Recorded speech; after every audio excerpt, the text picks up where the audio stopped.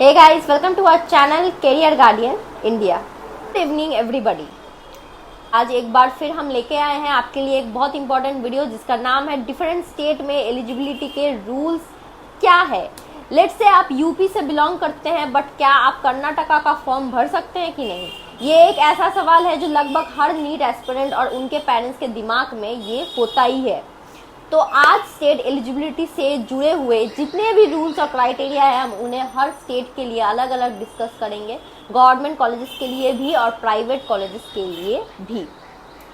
तो इस वीडियो को एंड तक जरूर देखिए क्योंकि जो क्वेश्चन स्टूडेंट्स के आ रहे हैं वो ऐसे है जैसे मैं यूपी का रहने वाला हूँ, क्या मैं आईपीयू दिल्ली का फॉर्म भर सकता हूँ, मैं केरला से हूँ, मतलब केरला से हुई नहीं फिर भी क्या मैं केरला का फॉर्म भर सकता हूँ।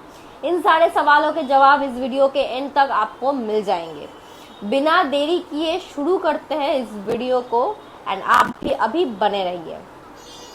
उत्तर प्रदेश यूपी की बात करते हैं। यूपी एक 100% ओपन स्टेट है, मतलब किसी भी स्टेट का स्टूडेंट प्राइवेट कॉलेजेस के लिए काउंसलिंग कर सकता है, चाहे वो केरला का हो, कर्नाटका का हो, महाराष्ट्र को या कहीं का भी हो।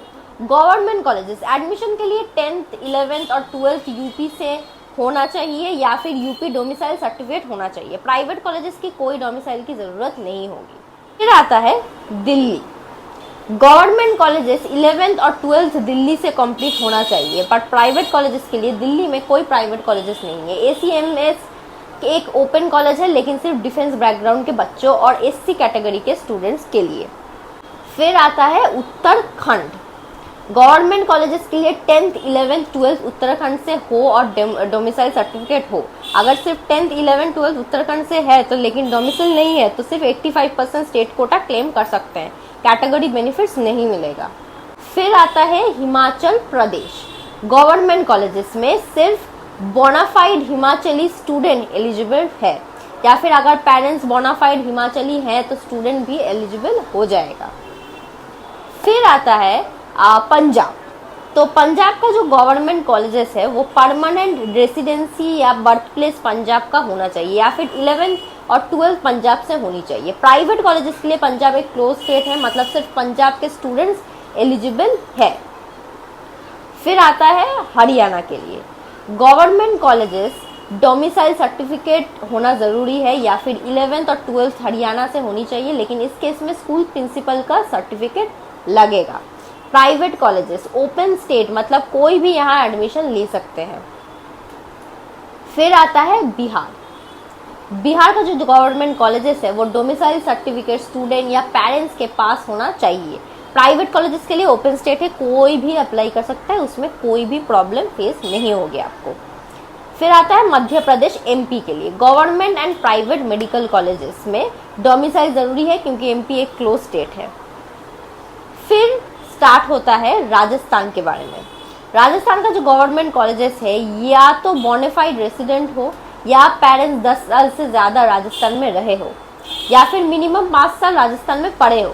प्राइवेट कॉलेजेस के लिए क्लोज स्टेट है लेकिन थर्ड राउंड के बाद ओपन हो जाता है ये, तो आप थर्ड राउंड के बाद कोशिश कर सकते हैं। महाराष्ट्र में गवर्नमेंट कॉलेजेस के लिए डोमिसाइल होता है 10th 11th 12th महाराष्ट्र से। प्राइवेट कॉलेजेस के लिए 11th और 12th महाराष्ट्र होना चाहिए और आउटसाइड स्टूडेंट्स अप्लाई नहीं कर सकते हैं। Deemed university all India quota से अप्लाई कर सकते हैं, उसमें कोई प्रॉब्लम नहीं है। फिर होता है गुजरात। गुजरात के जो गवर्नमेंट कॉलेजेस है बर्थ प्लेस गुजरात होना चाहिए या डोमिसाइल 10th 11th 12th होना चाहिए गुजरात से। प्राइवेट कॉलेजेस क्लोज स्टेट है, बाहर के स्टूडेंट एलिजिबल नहीं होते हैं गुजरात में देने के लिए। फिर होता है Jammu and Kashmir. Government and private colleges में डोमिसाइल जरूरी है, लद्दाख के स्टूडेंट भी अप्लाई कर सकते हैं इसमें। फिर होता है Karnataka. Government colleges 10th 11th 12th Karnataka से मिनिमम 7 years की स्टडी कर्नाटका में होनी चाहिए या फिर पेरेंट्स में एक ने 7 साल की स्टडी कर्नाटका में की हो। Private college 15 to 20% open state है, बाहर के स्टूडेंट अप्लाई कर सकते हैं इसमें। फिर आता है केरला। केरला में गवर्नमेंट कॉलेजेस जो है केरला का ओरिजिन होना चाहिए या 1st से 12th तक किसी भी 5 साल की स्टडी केरला में होनी चाहिए या 8th से 12th तक केरला में पढ़ा हो।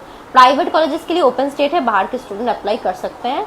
केरला का फॉर्म फिल करना बहुत ही ज़्यादा इम्पॉर्टेंट है, तो वो कभी भी आप मिस ना करें। आंध्र प्रदेश आता है अगला, वो है गवर्नमेंट मेडिकल कॉलेज के लिए मिनिमम 7 इयर्स रेसिडेंट या 7 इयर्स की स्टडी आंध्रा में।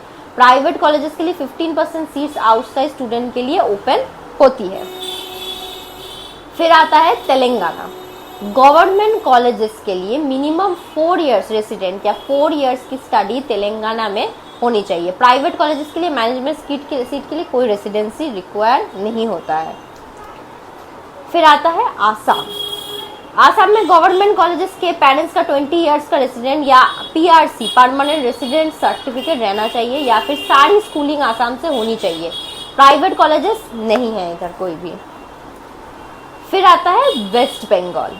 वेस्ट बंगाल के गवर्नमेंट जो कॉलेजेस है वो 10th 11th 12th बंगाल से प्लस 10 इयर्स का रेसिडेंट सर्टिफिकेट चाहिए। अगर पेरेंट्स 10 साल बंगाल में रहे हैं तो भी डोमिसाइल का बेनिफिट आपको मिलेगा। फिर आता है छत्तीसगढ़। गवर्नमेंट कॉलेजेस के लिए डोमिसाइल प्लस मिनिमम 12 छत्तीसगढ़ से होनी चाहिए। प्राइवेट कॉलेजेस के लिए ओपन स्टेट कोई भी अप्लाई कर सकते हैं, इसमें कोई प्रॉब्लम नहीं है। फिर आता है चंडीगढ़। चंडीगढ़ में गवर्नमेंट कॉलेजेस के पेरेंट्स को 5 साल से चंडीगढ़ में रहे हो या स्टूडेंट का 10th 11th 12th चंडीगढ़ से हो, प्राइवेट कॉलेजेस में नहीं है। एंड फिर उड़ीसा। उड़ीसा में government and private colleges domicile certificate जरूरी है। ये थी मेजर स्टेट की एलिजिबिलिटी डिटेल्स। इस वीडियो को ज़्यादा से ज़्यादा दोस्तों तक पहुंचाइए ताकि हर नीट एस्पिरेंट को पता चले कि वो किस स्टेट का फॉर्म भर सकते हैं।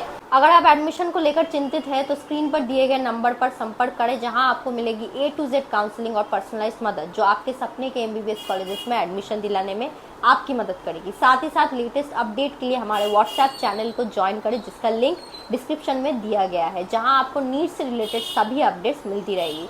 Thank you guys for watching the whole video. Hope you have enjoyed it, and if you did, please do like, share and subscribe to our channel, and do not forget to press the bell icon.